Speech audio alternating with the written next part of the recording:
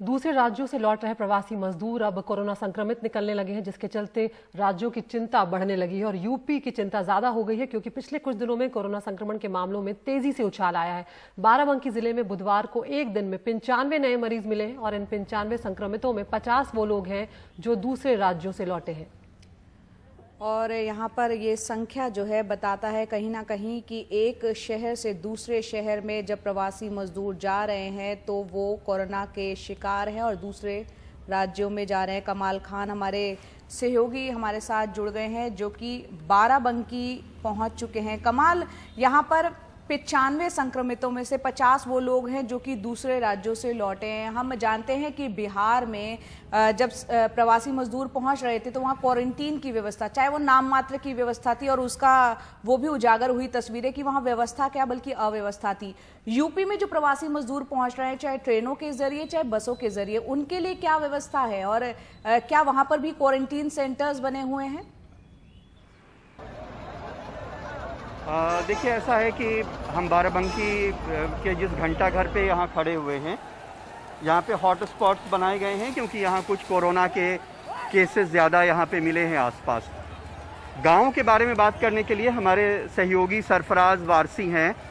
क्या वजह है ये जानना चाहते हैं कि अचानक इतनी तादाद क्यों बढ़ी और जो प्रवासी मजदूर गाँव जा रहे हैं क्या उनके क्वारंटीन करने का वहाँ पे इंतज़ाम है, ये तादाद बढ़ क्यों रही है? देखिए, आपको बता दें कि जो जिला प्रशासन है, जो भी बाहर के लोग आते हैं उनको स्कूल में रखा जाता है, लेकिन जो खाने की व्यवस्था वहाँ नहीं हो पाती है, वो लोग घर चले जाते हैं। उसके बाद में ये लोग आ जाते हैं। तो जो प्रवासी मजदूर हैं वो एक संख्या में आ गए हैं, उनकी सैंपलिंग की गई है और 15 तारीख के बाद में कोई भी सैंपलिंग का रिजल्ट नहीं आया है। एकदम से जो वीडियो वायरल हुआ है, लिस्ट वायरल हुई है, तो कहीं ना कहीं एकदम से संख्या बढ़ी है।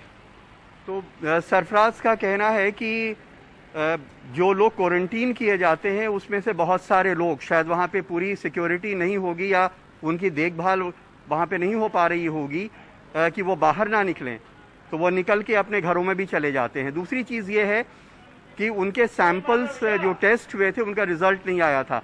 काफ़ी दिनों से जो उनके सैंपल टेस्ट किए जा रहे थे उनका रिज़ल्ट आया है, तो उससे ये पता चला है कि ये लोग जो हैं वो एक साथ इतने सारे लोग पॉजिटिव पाए गए हैं।